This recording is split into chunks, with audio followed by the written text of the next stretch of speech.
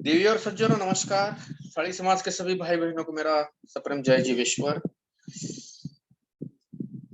हम सब लोग आज जो है कोरोना के पैंडेमिक से गुजर रहे हैं। करीबन 6 महीने पहले एक उपक्रम वर्ल्ड साड़ी फाउंडेशन में हाथ में लिया था। वो ऐसा था कि कई ऐसे महनीय व्यक्ति जिनका कार्य समाज के सामने आए। बहुत सारी ऐसी संस्था अपने भारत में है। बहुत सारी ऐसी महिलाओं की संस्था हमारे भारत देश में है और उन महिलाओं की संस्थाओं का और महिलाओं का कार्य जो है वो सभी सभी अपने साड़ी पूरे भारतवर्ष में जितने भी साड़ी भाई बहन रहते हैं सबको ये मालूम पड़े, इसलिए एक फेसबुक लाइव का इंटरव्यू का सेशन हमने चालू किया था। उस फेसबुक लाइव इंटरव्यू का दूसरे शतक का प्रारंभ आज होने जा रहा है। दूसरे शतक का प्रारंभ मैं इसलिए कह रहा हूं कि आज की जो मुलाकात है वो 101वीं मुलाकात है, 101 मुलाकात है, आज इंटरव्यू है। हमारे साथ में आज 3 महिला जुड़ी हुई है। इन 3 महिलाओं का मैं परिचय तो आपको जरूर करवा दूंगा, लेकिन इनका पहले तो मैं संस्था का परिचय करवा देना चाहता हूं कि साड़ी समाज में बहुत सारी ऐसी छोटी मोटी संस्था है, बहुत सारी संस्था है, लेकिन इस संस्था का कार्य जब जब मैंने देखा है, पिछले 4 साल से मैं इस संस्था से जुड़ा हूं। मुझे याद है, शायद मैं गलत नहीं हूं, लेकिन 2016 में एक वधूवर सम्मेलन इस संस्था ने आयोजित किया था और उस वधूवर सम्मेलन में मैं प्रमुख अतिथि के रूप में वहां पे पधारा था। पुणे पुणे तिथे काय उणे, मराठीमध्ये म्हणतो आपण की पुणे तिथे काय उणे। पुणे का नाम दुनिया में किसी को मालूम नहीं, ऐसा कोई व्यक्ति नहीं होगा। महाराष्ट्र में मुंबई के बाद में अगर सबसे कोई बड़ा शहर आता है तो वो है पुणे। पुणे एक आईटी हब है। अगर आप पुणे में जाओगे तो पुणे, बेंगलुरु, हैदराबाद, ये जो शहर है ये आईटी के हब है और पुणे जो है वो आईटी का बहुत बड़ा हब है। पुणे बहुत बड़ा फैला हुआ शहर है। एक सर्वे के अनुसार भारत पूरे विश्व भर में पृथ्वी के ऊपर जितने बड़े बड़े शहर है, उन बड़े शहर की अगर हम लिस्ट बनाएं तो सबसे छोटा शहर है पुणे। अब आप ये कहेंगे कि सर सबसे छोटा शहर, तो नहीं, घबराइए मत, उसमें बाकी शहर नहीं आते हैं।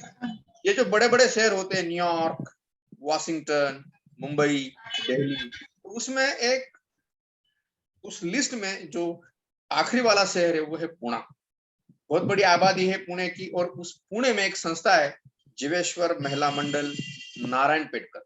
अब ये नारायणपेटकर क्या है ये तो हमको मुलाकात में, इंटरव्यू में पता चलेगा ही, लेकिन जीवेश्वर महिला मंडल नारायणपेटकर इन्होंने एक वधूवर सम्मेलन आयोजित किया था 2016 में और उस 16 के सम्मेलन में मैं वहां उपस्थित था। और मुझे आज उस व्यक्ति को मैं याद करूंगा कि जिस व्यक्ति ने 3 साल में मुझे बच्चे जैसा, बेटे जैसा प्यार दिया, वो है स्वर्गीय प्रमिला चिल्ला। वो न केवल एक समाज सेविका थी, तो मैं उसको माँ कहता था। मेरे ऊपर बहुत स्नेह था उनका।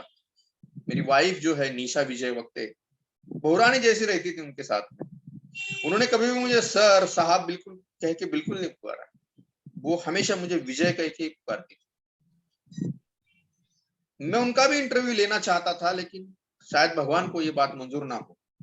मैं तो पहले उनके प्रति श्रद्धांजलि अर्पित करता हूं और मैं ये कहूंगा कि दानशूर व्यक्तिमत्व कैसा होता है।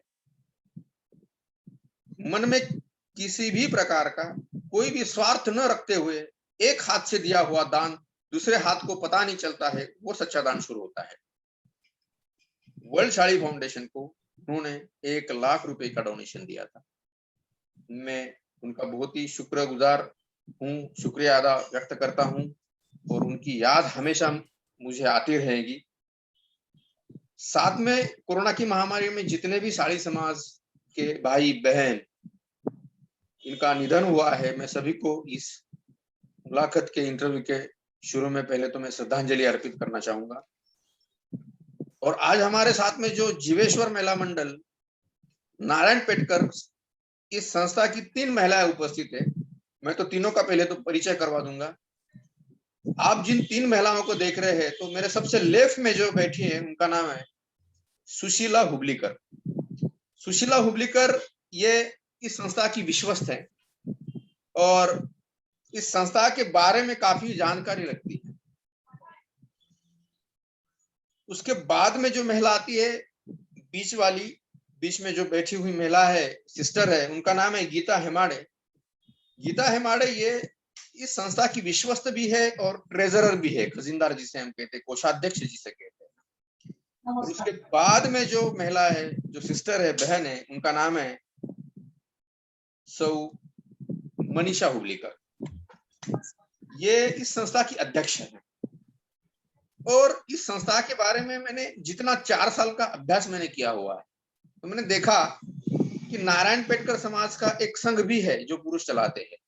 उनका कार्य तो अच्छा है ही, लेकिन उसके बावजूद भी महिला होने के बाद भी अर्वाचीन, प्राचीन, मध्ययुगीन डिजिटल टेक्नोलॉजी का यूज करते हुए इन महिलाओं ने अपने साड़ी समाज का विकास करने के लिए जो विचारधारा आगे लाई है, वो बहुत ही सराहनीय लाए।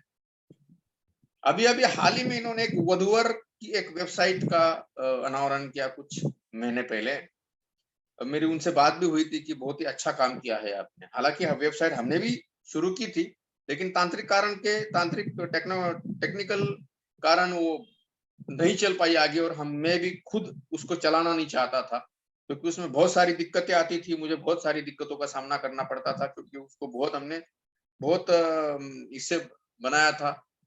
लेकिन इन्होंने साड़ी समाज की वो जो वधूवर की जो वेबसाइट्स है, वो बताएंगे हमको इंटरव्यू में, वो बहुत ही अच्छी बनाई हुई है। साथ ही में इनके बहुत ही उपक्रम अच्छे चलते हैं। मतलब अगर बिजनेस कैसा करना हो तो ये संस्था आगे आती है, महिलाओं को बताती है कि ये बिजनेस किया जाए, कैसे किया जाए। इस संस्था का, जीवेश्वर महिला मंडल नारायण पेटकर इस संस्था की आळंदी में ज्ञानेश्वर महाराज की जहाँ समाधि है, आळंदी, पुणे के पास में एक 20-25 किलोमीटर के दूरी पर एक गांव है आळंदी करके। उस आळंदी में इनकी बहुत बड़ी जगह है। जगह के बारे में भी हमको बताएंगे। वहां पे कुछ कंस्ट्रक्शन भी हुआ है और बहुत सारी योजनाएं वहां पे उनकी करने की है। उनको मेरा मार्गदर्शन भी रहेगा। और साथ में इस संस्था ने जो आज तक कार्य किया हुआ है, वो कार्य ऐसा है कि भारतवर्ष में भारत में जितने भी साड़ी समाज की महिला संस्था है, उन संस्था ने इस संस्था के इन महिलाओं से मिलके विचार विमर्श करके, बातचीत करके सही में एक अच्छी दिशा लेनी चाहिए, ऐसा मुझे लगता है। मैं तीनों बहनों को वर्ल्ड साड़ी फाउंडेशन की तरफ से मैं आपका हार्दिक स्वागत करता हूं। जागतिक साड़ी फाउंडेशनच्या या 101व्या मुलाखतीमध्ये मी विजय वक्ते, माझी पत्नी सौ निशा विजय वक्ते जी प्रमुख विश्वस्त आहे, आणि संपूर्ण विश्वामध्ये जो परिवार पसरलेला आहे, त्या संपूर्ण परिवाराच्या वतीनं मी आपलं या आजच्या 101व्या मुलाखतीमध्ये हार्दिक स्वागत करतो। मैं थोड़ी बहुत बात हिंदी में इसलिए करूंगा क्योंकि बहुत सारे राज्य में बहुत सारे लोगों को मराठी अच्छी तरह से आती नहीं। तो आप लोग क्या कार्य करते हैं, ये अगर मराठी में उनको नहीं समझ में आया तो शायद मैं उनको करवा दूंगा, इसलिए कृपया मुझे माफ कर देना। फिर से मैं आपका हार्दिक स्वागत करता हूँ। सुशीला, मी तुम्हाला तसं तर आईच म्हणेन, हो तर चालेल ना, इफ यू डोंट माइंड?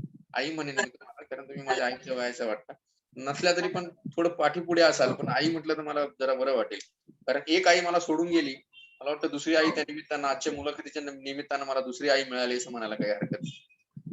आई, मला एक सांगा, तुम्ही विश्वस्त आहात या संस्थेच्या, या संस्थेची जडणघडण नक्की कधीपासून झाली? म्हणजे पहिली गोष्ट तशी की मला पहिली गोष्ट ही स्पष्ट करा, आपण राहता पुण्यामध्ये, बरोबर आहे? नारायणपेठ नावाचं गाव आहे जे आज तेलंगणामध्ये येतं, बरोबर ना? पूर्वी कर्नाटकामध्ये होतं, ते आता तेलंगणामध्ये येतं नारायणपेठ मध्ये आपल्या जवळजवळ 3,500 कुटुंब राहतात। म्हणजे नारायणपेठची जी लोकसंख्या आहे जवळजवळ 15 ते 20 हजाराच्या आसपास नारायणपेठची लोकसंख्या आहे। आणि आपण सगळेजण पुण्यामध्ये राहतात। आपल्या संस्थेचं नाव हे देखील जीवेश्वर महिला मंडळ नारायण पेटकर असं आहे। हे नारायण पेटकर नक्की काय आहे हे पहिल्यांदा आम्हाला समजून सांगा। नारायण पेटकर बाबत थोडस मी सांगते, कारण ऍक्च्युअली आपला असा साडी समाज आहे तो मूळचा काशीचा आहे। आणि काशीवर म्हणजे जेव्हा ते मुघलांचे आक्रमण वगैरे व्हायला लागले तेव्हा तो सगळ्या भारतभर समाज विखुरला गेला. तर मग काही समाज आंध्रमध्ये वगैरे गेला, आंध्र, तेलंगणा. तर मग सगळ्या समाजातले लोक असे नेहमी ग्रुपनी राहणं पसंत करत होते. आणि त्या प्रकारे आपल्या सगळ्या साई समाजातले लोक एकत्र नारायणपेठेमध्ये राहत होते.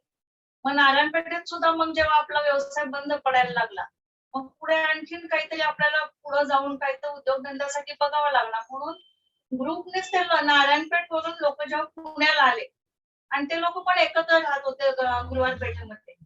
मग आपल्या असं काहीतरी असावं, आपल्या दैवताचं मंदिर असावं, आपण सगळे एका निमित्ताने एकत्र येऊन काहीतरी भजन पूजन काही कार्यक्रम करावे, म्हणून मग तिथं मठाची स्थापना केली. जोगेश्वर महाराजांचा आमचे जे पूर्वज आलेले होते त्यांनी मठ बांधला तिथं. आणि तिथं मग सगळे समाजाचे कार्यक्रम होत गेले. आणि तेव्हापासून मग आम्ही ते नारायणपेठकर असं फक्त नाव लावतो. म्हणजे साळीच आहोत आम्ही पण सगळे, पण नारायणपेठेतून सगळे स्थलांतरित झालेले नारायणपेठकर एवढंच आहे, बाकी काही नाही. पूर्वीचा आंध्रा. हा, पूर्वीचा आंध्रा. Okay okay okay. मग ती जे तुम्ही आता जो उल्लेख केला की तो मठ आहे, तो मठ कुठे आहे नक्की? मठ आहे ना गुरुवार पेठेतच होता. जस्ट आता एक 4-5 वर्षापूर्वी त्या मठाच्या इथं आणखीन सुंदर असं मार्बलचं आम्ही मंदिर बांधलेलं आहे. क्या बात आहे. खूप सुंदर मंदिर बांधलेलं आहे. गुरुवारपेठ तर मुख्य पुणे शहरामध्ये आहे गुरुवारपेठ. हा, स्वारगेट पासून अगदी एक 5-10 मिनिटाच्या अंतरावर येतं गुरुवारपेठ. किती जागा असेल त्या मठाची साधारणतः? मोठी आहे खूप जागा. ती आपल्या ताब्यात आहे ना आता? ती जागा आपल्या ताब्यात आहे ना आता? हो, मठ आहे. आणि मागेचे भाडेकरूंसाठी म्हणजे जुने भाडेकरू तिथं राहत होते. मग त्यांच्यासाठी आम्ही समाजाने मागं सुद्धा बांधकाम करून दिलं. मागे भाडेकरू पण राहतात. आणि पुढं मंदिर खूप सुंदर बांधलेलं आहे. पुण्यात आल्यावर तुम्ही नक्की आमच्या मंदिरात येऊन जा. मार्बलचं मंदिर बांधलंय खूप छान. कुठलं मंदिर? जोगेश्वर महाराजांचंच मला मंदिर एक आहे. सांगा, ह्या मठाची व्यवस्था कोण पाहतं मग आता? समाज आमचे जे चकुंसळी समाज नारायणपेठकर संस्था आहे, जे जेंट्स लोक चालवतात त्यांच्याकडे आहे ते मठ पण आहे. शिवाय आमचं 3 मजली कार्यालय सुद्धा आहे तिथे. क्या बात आहे. वा. ते सुद्धा ते लोक चालवतात. तिथे अतिक्रमण वगैरे काही हा प्रकार नाही ना? अतिक्रमण वगैरे एन्क्रोचमेंट वगैरे हा काही प्रकार नाही ना? नाही, काही नाही. व्यवस्थित बांधलेले, परवानगी घेऊन व्यवस्थित बांधलेले. म्हणजे सगळी कागदपत्र व्यवस्थित जपून ठेवा आणि त्याला दुर्लक्षित करू नका, लक्षात ठेवा. आमची संस्था खूप मोठी आहे. जे चालवतात ना आमची संस्था, हो, हे बघतात. कारण गुरुवार पेठेतली जागा आहे, लक्षात ठेवा. सोन्याची जागा आहे, सोनं आहे ते सोनं. त्या जागेकडे दुर्लक्ष करू नका.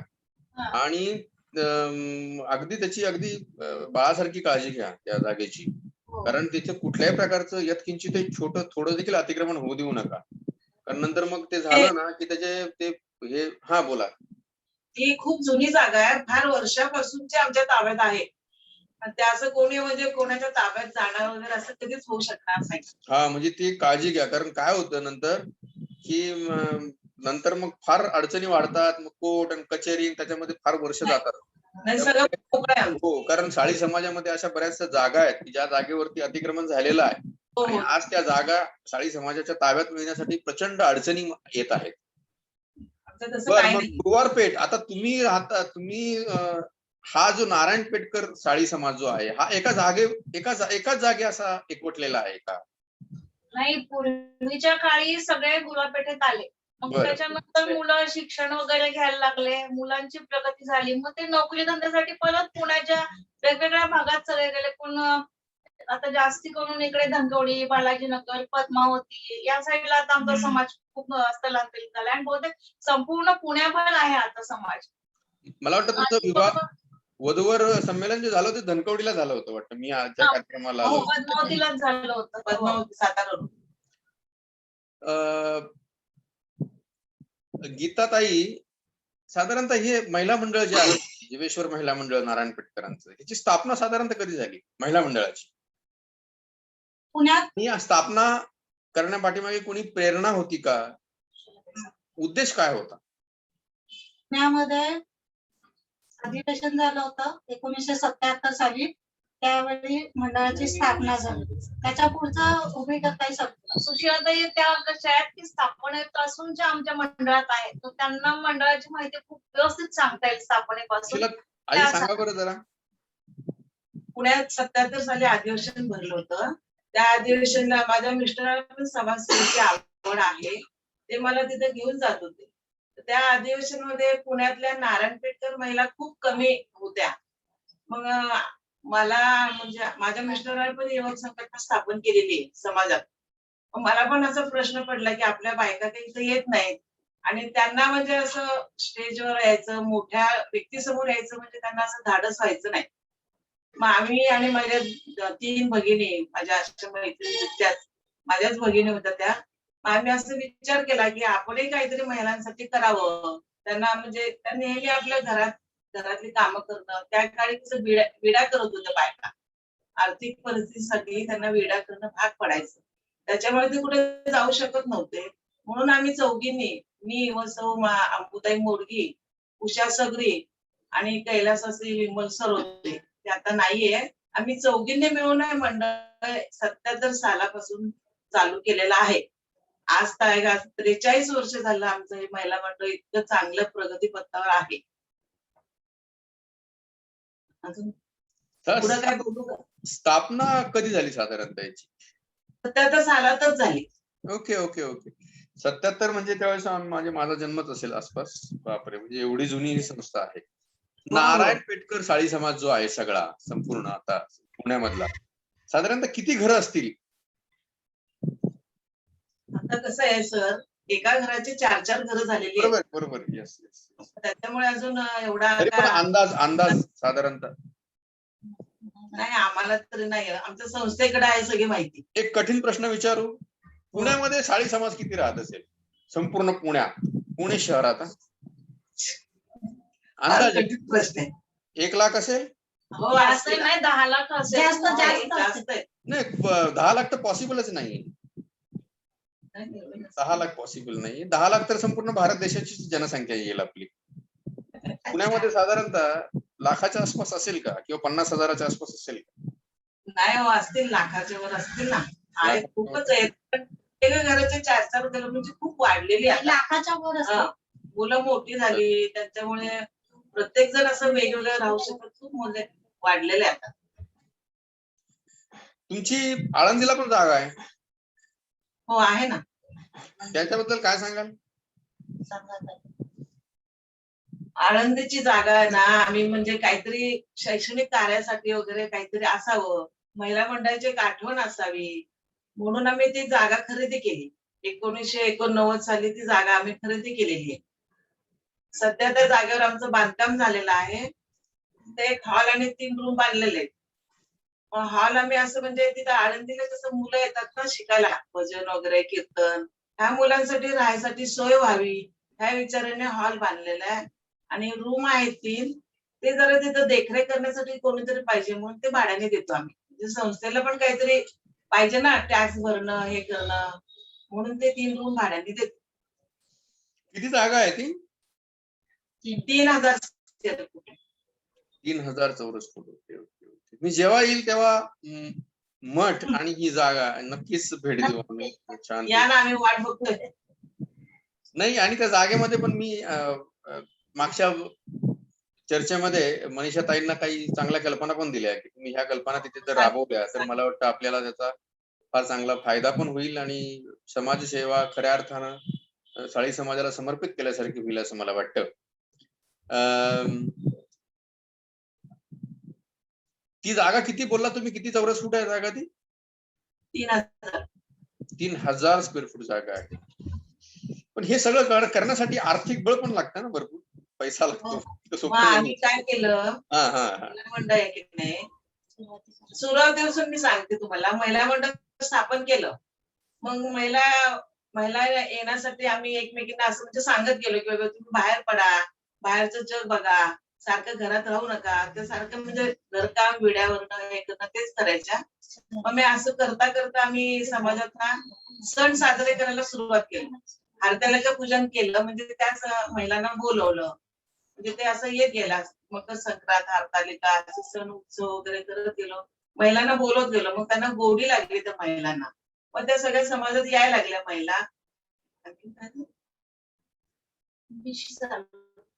आणि महिलांसाठी आम्ही सगळ्यांनी विषय चालू केलं आणि पाककलेचे वर्ग आम्ही एकमेकांना आज मला हा पदार्थ येतो, आज माझ्या घरी सगळ्यांना बोलवलं, उद्या तिला येतो, असं आम्ही प्रत्येकीच्या घरी जाऊन एक एक पदार्थ सगळ्यांना शिकवलेला आहे.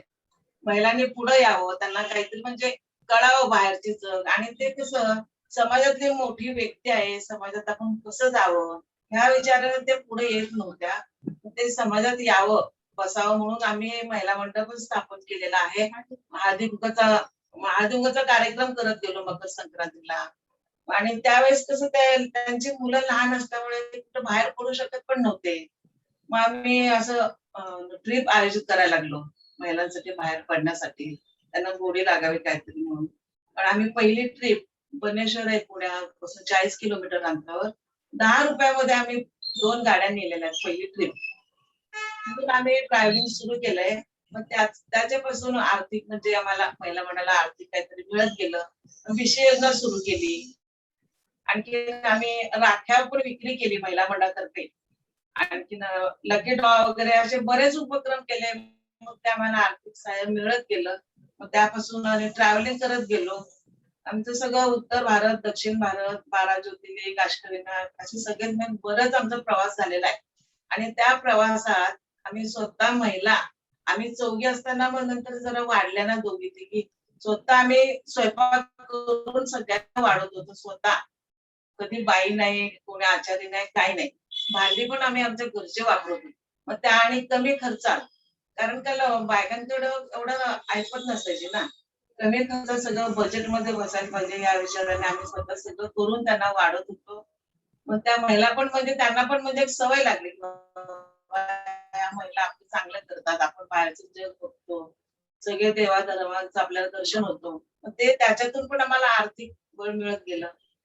म्हणून ते महिला मंडळामध्ये जागा खरेदी करू शकलो आम्ही स्वतः. आणि सुरुवातीला जागा खरेदी करताना पैसे कमी पडले तर आम्ही स्वतः 8-10 जणी होतो, ते स्वतः आम्ही पैसे जमा केले, स्वतःचे पैसे जमा करून जागा खरेदी केली.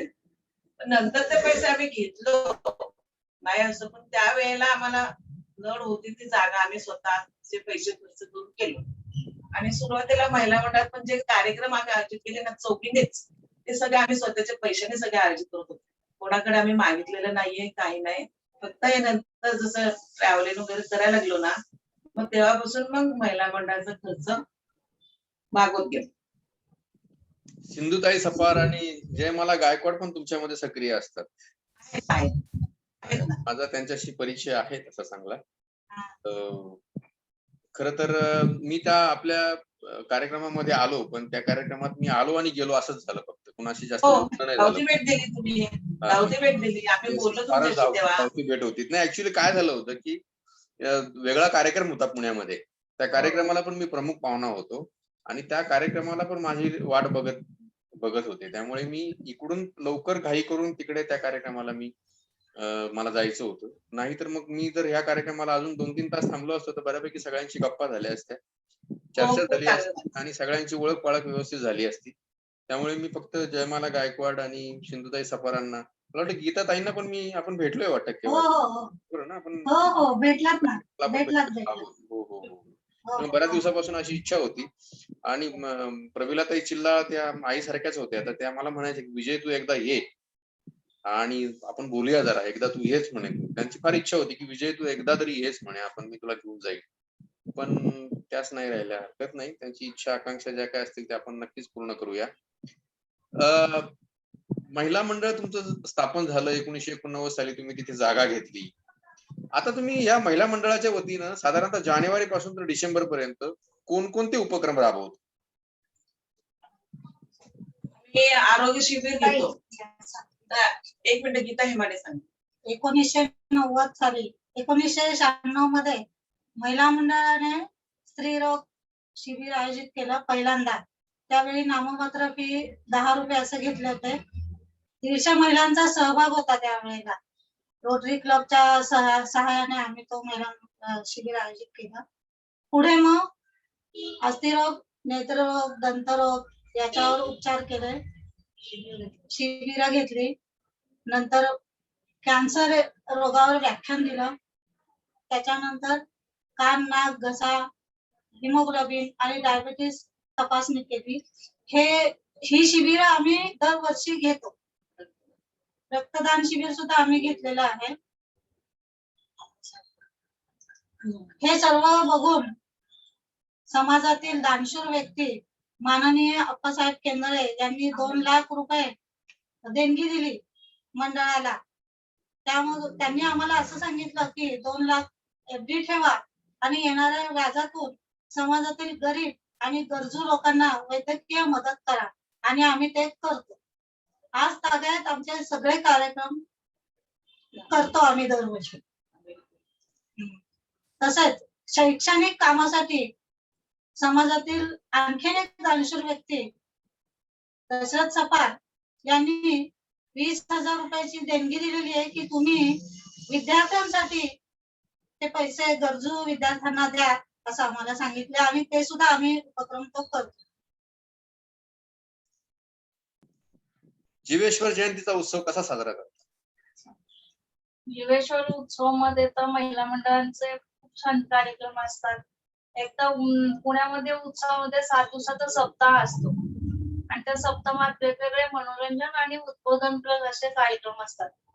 तर त्यामध्ये एक कार्यक्रम महिला मंडळाचा दरवर्षी असतो. महिला मंडळ त्याच्यामध्ये पाककलेच्या स्पर्धा घेते, रांगोळीच्या स्पर्धा असतात.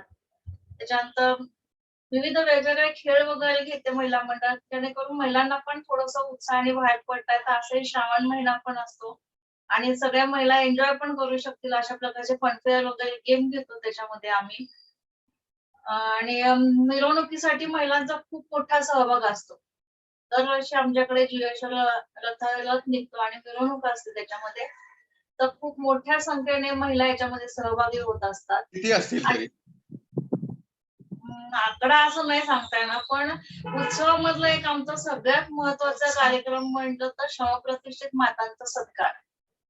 ह्याच्यामध्ये आम्ही दरवर्षी एक 11 शवप्रतिष्ठित माता घेतो, कारण आपला समाज हा आधी खूप गरीब परिस्थितीतून वर आलेला आहे. बायका बिड्या किंवा शिवणकाम वगैरे असं घरी काही ना काही छोटा मोठा व्यवसाय करत होते. मग आता मुलं मोठे झाले, शिकले, तरी पण मुलांना त्याची जाणीव नसते की आपल्या आईने काय परिस्थितीत काय कष्ट करून वर आलेली आहे. मग आम्ही जेव्हा त्या बायकांना बोलवतो आणि त्यांची सगळी माहिती आम्ही माईकवरून सगळ्यांना सांगतो, तेव्हा त्या बायकांना एवढा आनंद असतो ना की आम्हाला त्यांच्या डोळ्यातले आनंद अक्षरशः वाहत असतात आणि आम्हाला ते भरभरून आशीर्वाद देतात की आमच्या कार्याचं दखल आजपर्यंत घरातून तर असं कोणी घेत नव्हतं, आणि तुम्ही समाजात बोलून आम्हाला साडी वगैरे देऊन आमचा सत्कार करता, आमची एवढी माहिती सांगता आणि त्या बायका खूप खुश होतात. तर तो एक आम्ही मोठा कार्यक्रम घेतो. दुसरं आता लग्न जुळतात हे ठीक आहे, लग्न जुळतात हे ठीक आहे, पण लग्न लाँग टर्म टिकत नाही. मग त्याच्यासाठी काय करतो आम्ही की ज्यांच्या लग्नाला 50 वर्ष पूर्ण झाले त्या जोड्यांना बोलवतो आणि त्यांचा सुद्धा आम्ही सत्कार करतो. म्हणजे लोकांना एक आदर्श राहतो ना की एवढं लॉंग टर्म लग्न तुम्ही हॅपी फॅमिलीने राहू शकता, हा एक त्यांच्या समोर आदर्श होतो. मग उत्सवामध्ये आम्ही तो एक कार्यक्रम घेतो, त्याला सुद्धा खूप चांगला प्रतिसाद येतो आणि सगळे म्हणजे त्या घरातले कुटुंब पण खूप आनंदी असतं की आपल्या आई वडिलांचा समाज एवढी दखल घेतेय, तर सगळेजण त्यामध्ये सहभागी होतात आणि आनंदाने तो कार्यक्रम आमचा खूप छान होतो. अजून आमचं म्हणाल तर ना आम्ही सुरुवातीला सामुदायिक विवाह सोहळा केला होता. कारण कसं होतं की लग्न म्हटलं ना ते मुलीकडचे लोक पण खर्च काढतात, मुलाकडचे पण खर्च काढतात आणि परत ते फेडण्यात त्यांना मुला मुलींना त्रास होतो. तर तुम्ही सामुदायिक विवाह केला तर हा सगळा खर्च वाचू शकतो. मग आम्ही त्याच्यामध्ये वराला कपडे, वधूला साडी, मणिमंगळसूत्र, जोडवी, 5 तांब्याची भांडी देऊन असं मोठा मंडप वगैरे घातला होता आणि बँडच्या निनादात असं सामुदायिक विवाह केला. तेव्हा 4 जोडपी होते लग्नाच्या आमच्या सुरुवातीला जेव्हा आम्ही सामुदायिक विवाह केला तेव्हा. आणि आमचा हा कार्यक्रम इतका भव्य स्वरूपात पार पडला तर आकाशवाणी केंद्राने आमच्या या कार्यक्रमाची दखल घेतली आणि आमच्या पदाधिकाऱ्यांना मुलाखतीसाठी बोलवलं होतं आणि आकाशवाणी केंद्रावरून आमच्या कार्यक्रमाचं त्या पदाधिकाऱ्यांची मुलाखत प्रसारित झालेली होती. पण त्यानंतर सामुदायिक विवाहाला एवढा प्रतिसाद नाही मिळाला. मग आम्ही विचार केला की लोक फक्त मुलगा आहे का, मुलगी आहे का, सांगा आमचा मुलगा लग्नाचा आहे असं विचार करायचे. मग त्या दृष्टीने मग आम्ही म्हटलं की वधूवर मेळावा आपण घेऊया. म्हणजे जेणेकरून कारण कसं त्याच्यानंतर पुढं समाज पण खूप विखरला.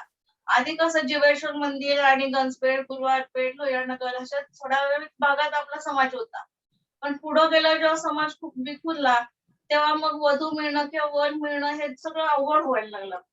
मग त्यांना कुठेतरी असं एक पुस्तकामध्ये किंवा एका ठिकाण पाहिजे की जिथं वधूवर मिळतील. मग आम्ही वधूवर मेळावा घ्यायला सुरुवात केलं. मग ते एका पुस्तकामध्ये 400-500 नावं तर सहज मिळून जात होते वधूला वराला. किंवा तुम्ही बघितलंच असाल की मेळाव्यामध्ये प्रत्यक्ष भेटीगाठी पण होत होते. आणि थोडंसं लग्न जुळवणं हे सुद्धा एक मोठी समस्या आहे खरं तर. पण त्याला एक छोटासा का होईना आम्ही उपाय शोधत होतो. आणि ते करताना मग आता 2 वर्ष झाले कोरोनामुळे आम्हाला ते मेळावा घेणं पण शक्य होईना. आणि मग वधू-वरांना कसं महिला मंडळ परिचित आहे.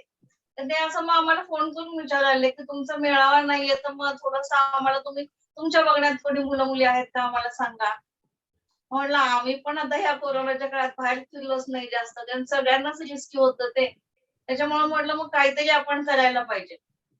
मग प्रमिलाताई पण होत्या. त्यांनी तर खूप पुढाकार घेतला याच्यासाठी, की आपण आपलं स्वतःच वेबसाईट काढायची. म्हणजे मग जेणेकरून लोकांना पण आहे ना, एक कायमस्वरूपी म्हणा आपली स्वतःची वेबसाईट काढली तर आपल्याला असंही वधूवरच्या ह्याच्यातलं आतापर्यंतचं नॉलेज आहे. तर ते सगळं वापरून आपण ते ठेवलं तर ते डिजिटल चांगल्या प्रकारे होऊन जाईल आणि लोकांना पण उपयोगी पडेल. म्हणून मग आम्ही स्वतःचं साडी स्वयंवर या नावाने वेबसाईट सुरू केली आहे. आणि आता त्याला पण चांगला प्रतिसाद येतोय. लोकं नाव नोंदवत आहेत त्यामध्ये पण आणि वधूवर बघतायत त्यांचं. आणि ते आम्ही कसं ज्यांना असं नॉलेज असेल म्हणजे समाजामध्ये जे मुलं वेबसाईट तयार करायचं काम करतात किंवा डिझायनिंग करायचं काम करतात, कंटेंट रायटिंगचं काम करतात, जे नवीन आहेत त्या मुलांना आम्ही हे काम दिलं. म्हटलं कुणालाही आपण ते पैसे देऊन करून देणार तर आपल्या समाजातल्या आपल्या मुलांना देऊन त्यांना 4 पैसे दिले तर काय हरकत आहे. मग त्यांच्याकडून आम्ही हे काम करून घेतलं आणि त्यांनी पण चांगलं करून दिलंय.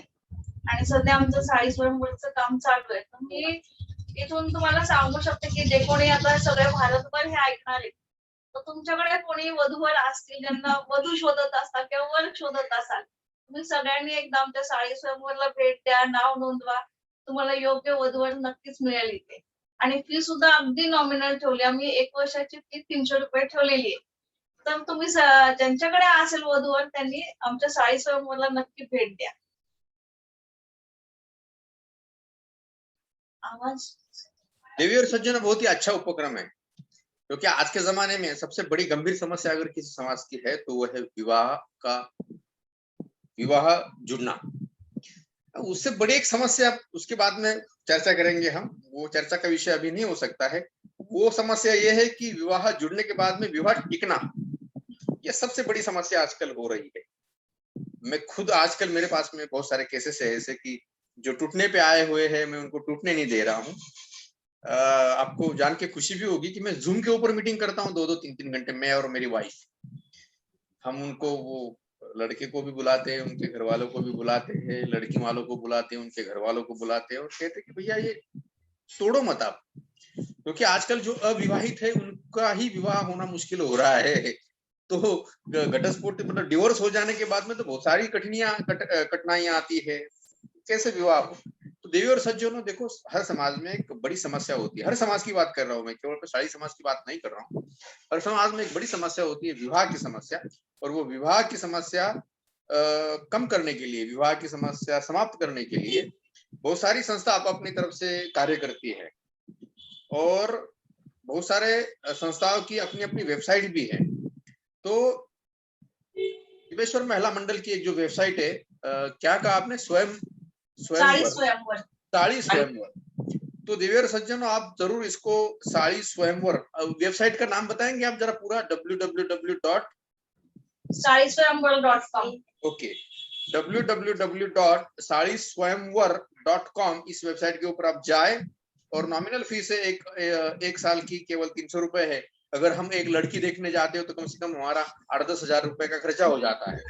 मतलब मान लो कि कोई पुणे का व्यक्ति अगर बैंगलोर में लड़की देखने जाए तो वो बाय कार जाएगा, 1000 किलोमीटर जाएगा, 1000 किलोमीटर आएगा, डीजल लगेगा, पेट्रोल लगेगा, वहां के रहने की व्यवस्था, खाना पीना सब, और 7-8 लोगों का मिला के 7-8 हजार रुपए बहुत खर्चा हो जाता है।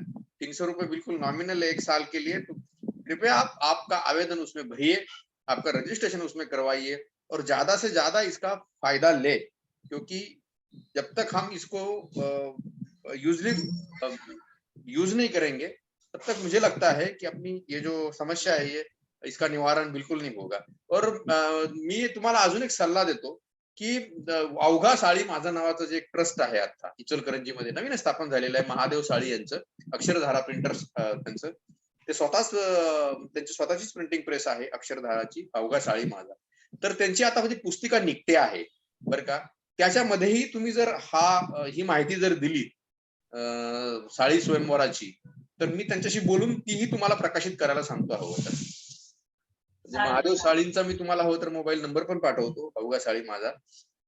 आणि जर ही साळी स्वयंवर नावाच्या वेबसाईटची सगळी माहिती तुम्ही जर त्यांच्यापर्यंत पुरवली तर मी त्यांना विनंती करेन, आग्रह करेन की बाबा कृपया याचा कुठेतरी छोटासा उल्लेख करा, छोटा करा मोठा करा, तुमच्या हिशोबाने तुम्हाला जसं करता येईल तसं करा, परंतु हे साळी स्वयंवर नावाची एक वेबसाईट आहे आणि ती विवाह जुळवून देण्यासाठी अत्यंत उपयुक्त ठरेल या दृष्टिकोनातून कसा प्रयत्न करता येईल तो पहा, असं मी त्यांना रिक्वेस्ट करतो. डिजिटल टेक्नॉलॉजी म्हटली आई गेली आपल्यापासून फार लांब आहे.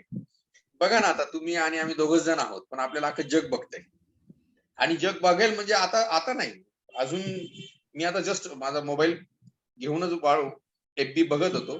साधारणतः आपल्याला अनेक लोक आता पाहतायत. साधारणतः मी सांगतो तुम्हाला, मला लगेच कळतं की साधारणतः किती लोक आपल्याला पाहत असतील. एक सेकंड, मला लगेच कळतं ते. माझं मोबाईलचं जरा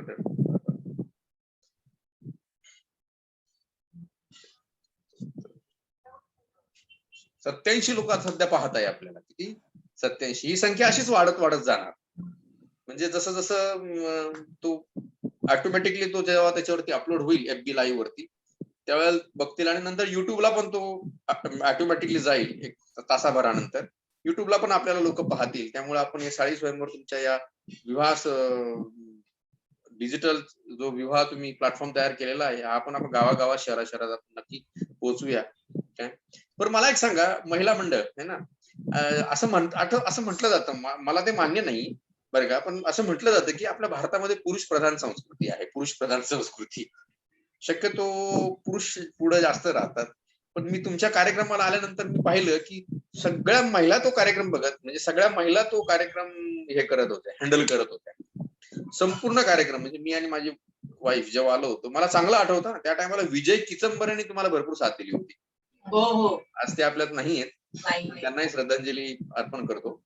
आज ते आपल्यात नाही आहेत, पण विजय किचंबरेंनी त्या टायमाला भरपूर तुम्हाला साथ दिली होती. आणि त्या कार्यक्रमाला जेव्हा मी आलो तेव्हा मी पाहिलं सगळ्या महिला ज्या होत्या तो सगळ्या महिला तो कार्यक्रम हँडल करत होत्या. तुम्हाला तुमच्या या संपूर्ण कार्यामध्ये पुरुष मंडळीचा कसा सहयोग मिळतो? पुरुष मंडळींचा पण सहयोग मिळतोच, कारण कसं की संपूर्ण महिलाच म्हणजे आम्हाला तेवढा अनुभव नाहीये ना, मग पुरुष मंडळींचं मार्गदर्शन आम्हाला लागतच. सुरुवातीला जेव्हा आम्ही मेळावा सुरू केला तेव्हा ते बबनराव कडाळे यांनी आम्हाला खूप प्रोत्साहन दिलं की तुम्ही हा मेळावा घ्या. त्याच्यानंतर आता अजय एकबोटे असतात, सदाशिव चिंचकर असतात, समाजाचे अध्यक्ष नरेंद्र गायकवाड असतात, असे खूप जण आहेत ते, सूर्यकांत चिल्लाळ आहेत. तर हे खूप जण आम्हाला थोडस सपोर्ट करतात आणि मग आम्हाला त्यांची मदत पण खूप होते. आम्ही आमचं जरी डिसिजन वगैरे घेतलो तरी त्यांचं मार्गदर्शन आम्हाला असतं आणि करतो आम्ही कामं. किती वधूवर संमेलन झाली? 11 मेळावे झाले. 11 मेळावे झाले. पुण्यातले वधूवर मेळावे फार मोठे असतात. सकुसाळी समाज पुणे यांचा मेळावा पण भरपूर मोठा असतो आणि हो भरपूर मोठा असतो. भरपूर म्हणजे आणि खरं तर त्याच्यामुळे ना माहिती मिळते. पुस्तकाच्या रूपानं म्हणा किंवा तिथे प्रत्यक्ष आल्यानंतर खरोखर आपल्याला माहिती मिळते की कोण कोण कुठे कुठे नोकरी करतंय. त्याच्यामध्ये संपूर्ण भारत देशातल्या सगळ्या लोकांचा सहभाग असतो.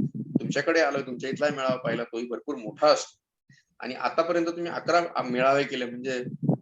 पण मला एक सांगा, हा मेळावा तुम्ही फक्त महिला मंडळाच्या वतीनच करतात का, की असं काही नाही? कळला नाही प्रश्न. ह्या वधूवर मेळावे जे आहेत हे जीवेश्वर महिला मंडळ नारायण पेटकरच्या बॅनर खालीच करतात का असं म्हटलं? हो म्हणजे हो. आम्ही जीवेश्वर महिला मंडळ नारायण पेठकरच आहोत ना. नाही तसं नाही म्हणजे दुसरी एक संस्था आहे ना तुमची, पुरुषांची पण एक वेगळी संस्था आहे ना काहीतरी? केस लोकांची पण आहे आहे ना. आहे पण आम्हाला तर सवय पडली ना, आम्हाला अनुभव झालेला आहे, त्याच्यामुळे आम्ही आमचं करतो, स्वतंत्रपणे करतो आम्ही. बरं आता हे झालं पुरुषांच्या बाबतीत. युवकांचा मला चांगलं आठवतं की तुमच्याकडे मला हिरकणी भेटली,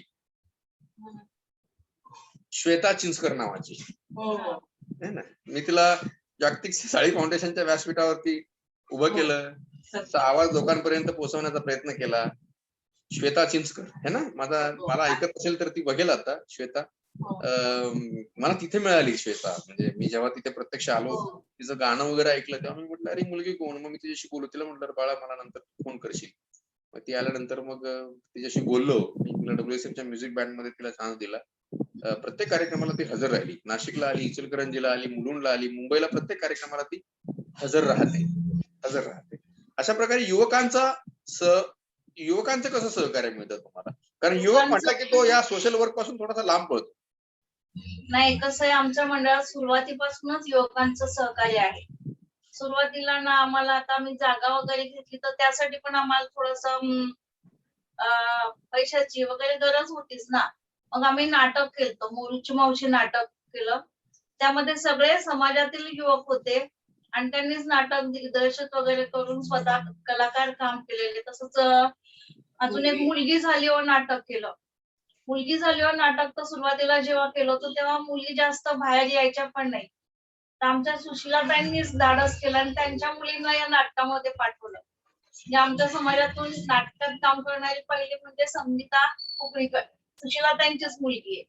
मग तिचं बघून आणखीन दुसऱ्या मुली तेव्हा यायला लागले. आणि मग आपल्या समाजातलेच लेखक आहेत त्यांनी आपल्या साळी भाषेमध्ये नाटक लिहिलं, घट्ट झालो. तर प्रमोद सरोदे यांनी हे नाटक लिहिलेलं आणि नरेंद्र गायकवाड यांनी दिग्दर्शित केलेलं आणि समाजातले सगळे कलाकार होते, त्यांनी हे नाटक केलेलं. ते सुद्धा नाटक खूप फेमस झालेलं होतं. असं आम्ही समाजातल्या कलागुणांना पण वाव देण्यासाठी थोडस आमच्या परीने होईल तेवढा असं प्रयत्न करत असतो. आणि दरवर्षी मग गायनाचे वगैरे पण कार्यक्रम असतात, भजनाचे कार्यक्रम असतात. मग भगिनींना पण थोडस विरंगुळा मिळतं. गेल्या एकदा आम्ही हे केलतो, काय म्हणतात त्याला, मंगळागौरचा कार्यक्रम केलतो. मंगळागौर तसं आपल्या ह्याच्यात नाहीये, ब्राह्मणांमध्ये असलं. मग त्या ब्राह्मणांच्या बायकांना आम्ही बोलवलं आणि आपल्या बायकांना शिकवलं आणि सगळ्या आमच्या बायकांनी मिळून आम्ही मंगळागौरचा कार्यक्रम सादर केला. त्याच्यानंतर होम मिनिस्टरचा कार्यक्रम केलतो. त्याच्यात तर म्हणजे 5 वर्षापासून 60 वर्षापर्यंतच्या बायकांनी एन्जॉय केलेलं त्याच्यामध्ये. आणि होम मिनिस्टर जे मिळालं ते जवळजवळ 70 वर्षाच्या आजी होत्या, त्यांना होम मिनिस्टर मिळालेलं त्यांनी. आणि इतकं छान त्यांनी एवढं मोठं नाव घेतलेलं होतं की आम्ही सगळे 5 मिनिटं ऐकतच बसलो. त्यांचं नवऱ्याचं नाव येतंय त्याच्यामध्ये. इतका छान कार्यक्रम झाला. तर त्याच्यामध्ये पण आम्हाला युवक युवती सगळ्यांचं सहकार्य मिळतं आम्हाला.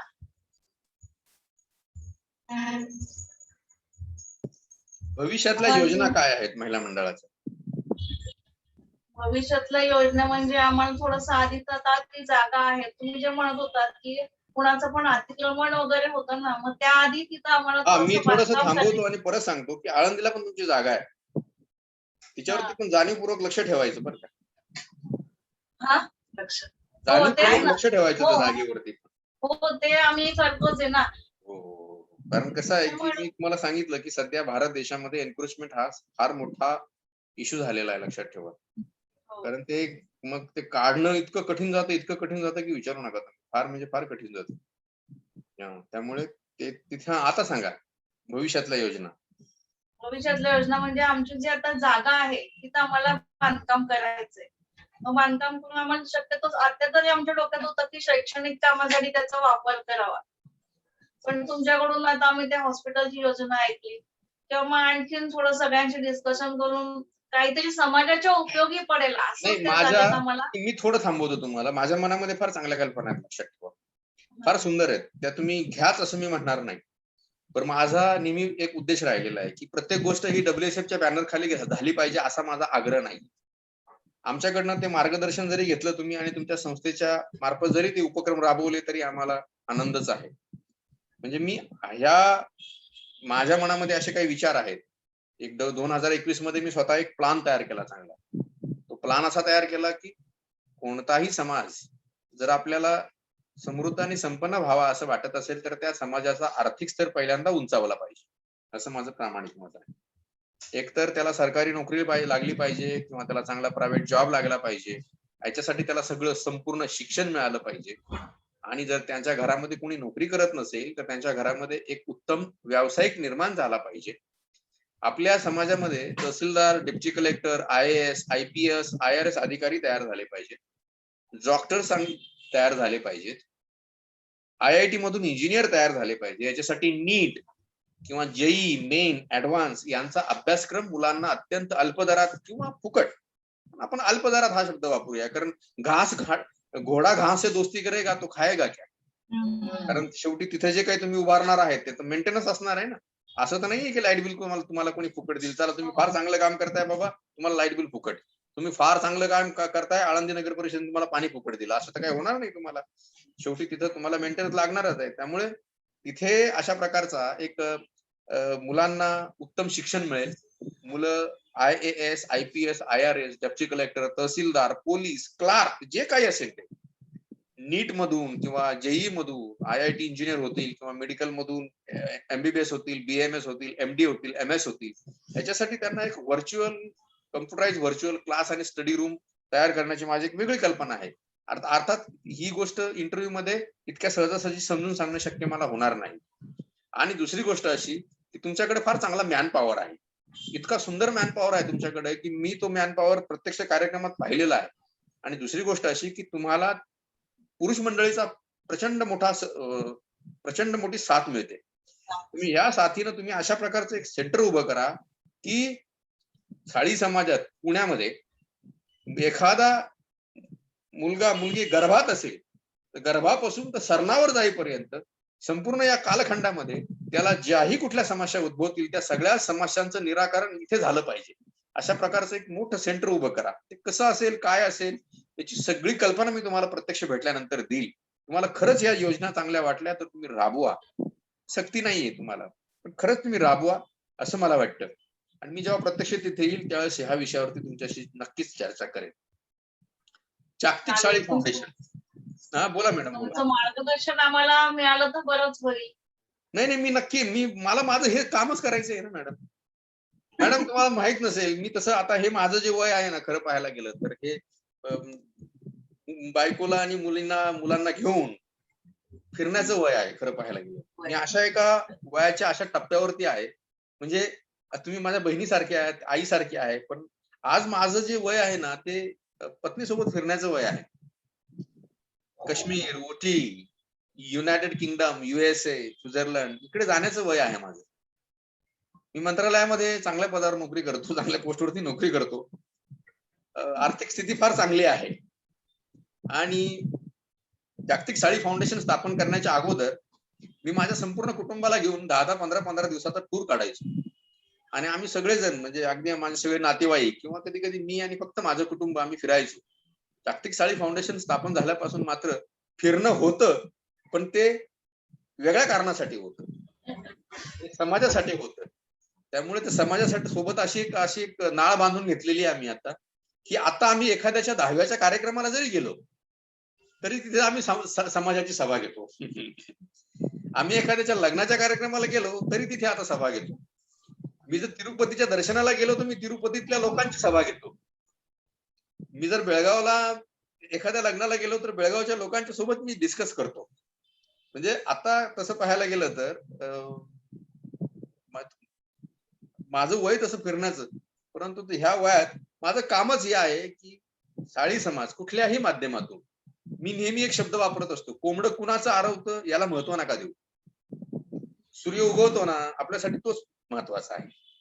मग तो सुशीला आईच्या प्रयत्नानं उगवला की हेमाताईच्या प्रयत्नानं उगवला की मनीषाताईच्या प्रयत्नानं उगवला की निशाताईच्या प्रयत्नानं उगवला, इसको महत्व मत दो, इसको महत्व मत दो, ऐसा मुझे लगता है. मला असं वाटतं की बाबा कुणाच्या तरी प्रयत्नानं होतंय ना, व्हायला पाहिजे. आणि समाजाचं कल्याण झालं तर बाद झालं. व्हायलाच पाहिजे. मॅडम आपण फार थोडे आहोत. आपण फार थोडे आहोत, इतके थोडे आहोत की विचारू नका. मी संपूर्ण भारतभर फिरत असतो, तुम्ही पाहत असाल.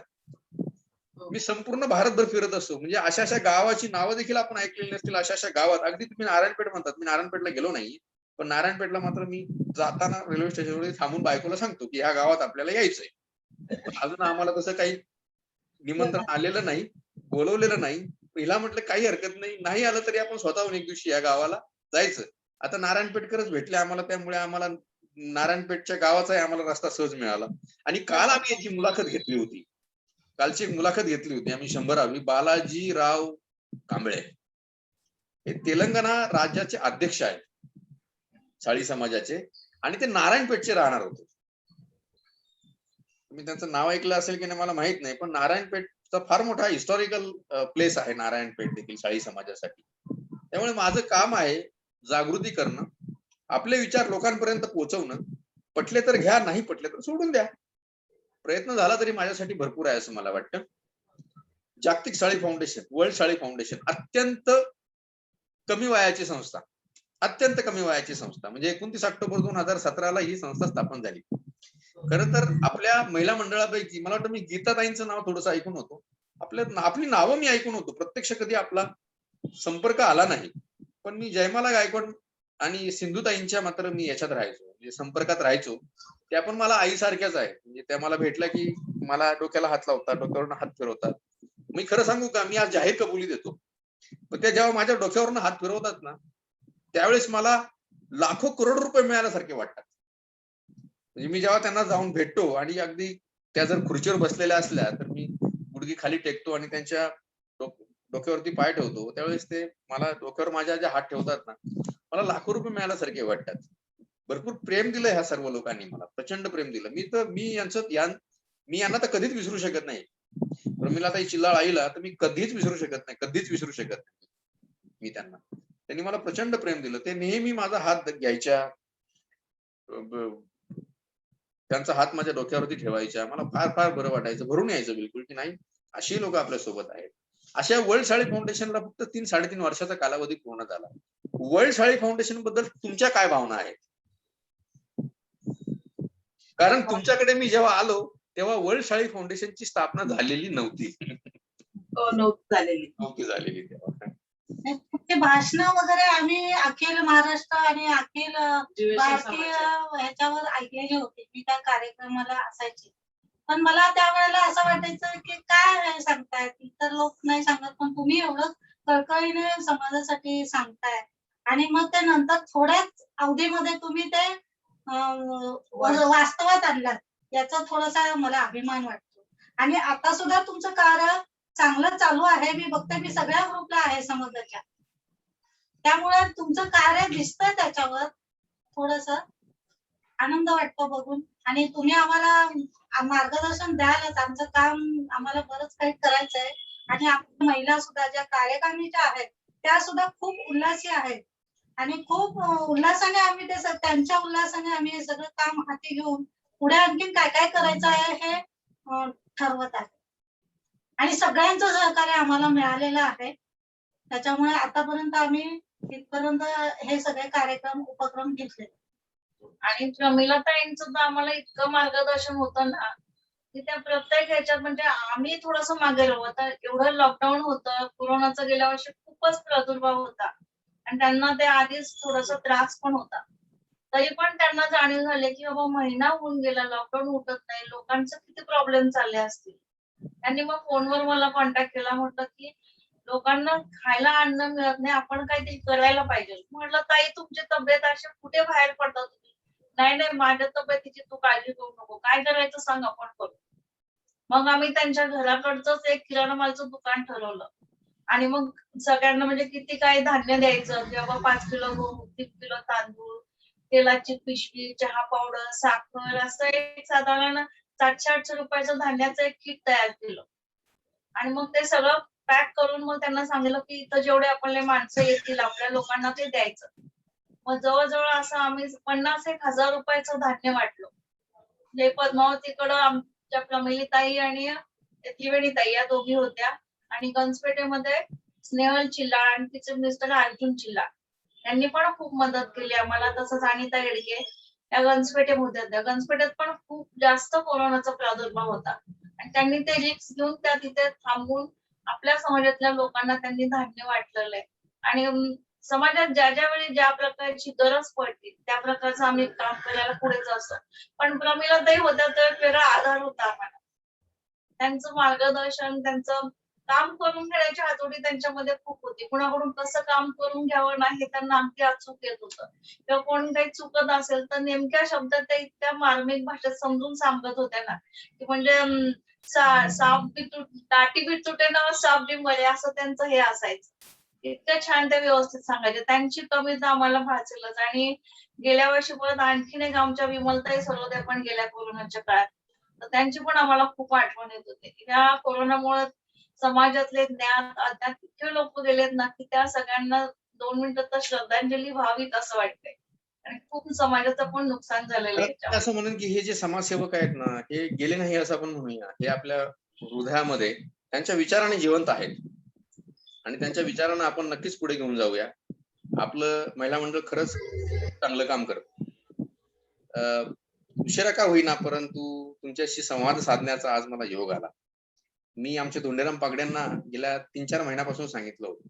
हो का? मला नारायण पेठकर महिला मंडळाची एक इंटरव्ह्यू कंडक्ट करायचीच आहे. बोलू कुणाशी फार मोठा प्रश्न होता. आणि त्या दिवशी सहज मी मोबाईलवरती होतो. मनीषाताईंना मी आमची जस्ट असं इंटरॅक्शन झालं. मग मी त्यांना फोनच केला. म्हटलं आता फोन करून विचारू म्हटलं सर. आज आपण आलात, आपल्या संस्थेची माहिती दिली. आपली संस्था खरंच फार चांगलं काम करते. सर मी बोलू का जरा? बिलकुल. या सगळ्या आमचा उपक्रमाचं कार्य बघून आमच्या संस्थेने सकृसाळी समाज नारायण पेठकर संस्थेने आमचा गौरव केला. शिवाय पुणे महानगरपालिकेने देखील आमच्या महिला मंडळाचा सत्कार केला. नक्कीच. आणि मला सांगायला आवडेल की माझे अत्यंत चांगले स्नेही पुणे महानगरपालिकेचे सध्या आयुक्त आहेत विक्रम कुमार साहेब. कोण? विक्रम कुमार अच्छा. पुणे महानगरपालिकेचे सध्या आयुक्त आहेत हा आणि हा हा. माझे फार चांगले संबंध आहेत त्यांच्याशी. त्यामुळे पुणे महानगरपालिकेशी संबंधित कुठला एखादा मेजर मुद्दा असेल सामाजिक तर तो मला नक्की सांगा. आपण त्यांच्याकडे तो घेऊन जाऊया. आपली संस्था बोला आई बोला बोला नक्की बोला. नाही, आम्ही जी महिला मंडळ स्थापन केली ना, आम्ही छोटस रोप लावलं. त्या रोपाचं आज माझ्या सगळ्या भगिनींनी एवढं वटवृक्षासारखं वाढवलेलं आहे. मला माझ्या सगळ्या कार्यकारिणीतल्या सगळ्या महिलांचा खूप अभिमान आहे. येस. त्यांनी हे कार्य आम्ही स्थापन केलेलं असंच जोमाने पुढे न्यावं व नक्की एकदम नक्की. प्रगतीपथावर न्यावं, हीच माझी इच्छा आहे. खरं तर- चरणी खरं तर आपल्या महिला मंडळाच्या सर्व पदाधिकाऱ्यांना आणि सदस्यांना माझं असं सांगणं आहे. खरं तर मी सगळ्यांना एकत्र बोलू शकलो असतो. परंतु सगळ्यांना एकत्र बोलून ती मुलाखत नसते. त्याच्यामध्ये अनेक डिस्टर्बन्स येतात. अनेकांचे माईक चालू असतात. घरामध्ये भांड्याचा आवाज येतो, बाळ रडण्याचा आवाज येतो, कुणाकडे कुत्रे भुंकण्याचा आवाज येतो आणि प्रचंड डिस्टर्बन्स सांगावं लागतं, तुमचा माईक बंद करावं, अहो तुमचा माईक बंद करावं. त्यामुळे त्याच्यामध्ये डिस्टर्बन्स येतो आणि आपल्याला त्या मुलाखतीच्या माध्यमातून जे घ्यायचंय ते आपल्याला घेता येत नाही. त्यामुळे आपण फक्त 2 आणि 3 व्यक्तींचीच मुलाखत आयोजित केली. तरी देखील मी वर्ल्ड शाळी फाउंडेशनच्या वतीनं आपल्या संपूर्ण महिला मंडळाच्या सर्व पदाधिकाऱ्यांना आणि सर्व सदस्यांना तसेच आपल्या पुरुष मंडळींना, आपल्या पुरुष संस्थेतील सर्व पदाधिकाऱ्यांना आणि सर्व सदस्यांना मी नमन करतो, वंदन करतो आणि आपलं कार्य असंच पुढे चालत राहो. सुरक्षित राहा या तुम्ही आम्हाला इथं बोलवून एक मोठं व्यासपीठ निर्माण करून दिलेलं आहे. नक्कीच. आणि माझी आपल्याला अशी विनंती राहील की जो युट्यूबचा व्हिडिओ तुम्हाला मी आज रात्री पाठवेन, तुम्ही जास्तीत जास्त लोकांपर्यंत शेअर करा. हा जगाच्या सगळ्या कानाकोपऱ्यात त्याला जाऊ द्या, जेणेकरून आपलं जे कार्य आहे ते जगातल्या सगळ्या कानाकोपऱ्यात पोहोचेल. आपलं काम उत्तम आहे, अधिकाधिक उत्तम व्हावं ही सदिच्छा व्यक्त करतो.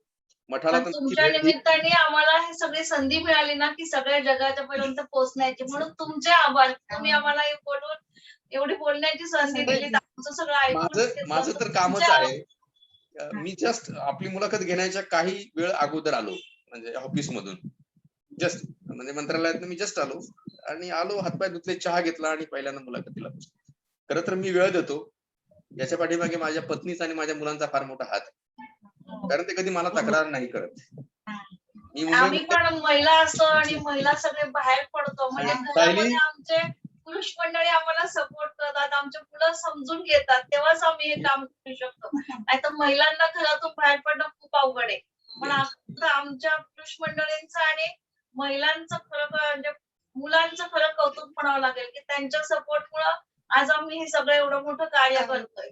एक मिनिट मला जरा बोलू दे. सर मी बोलू का? बोला बोला आई, बिलकुल बोला. काही आता मी आहे मुलाखत ना नाही. घर सांभाळून घरातलं सगळ्यांचं करून आणि त्यावेळेस एकत्र कुटुंब पद्धत होती.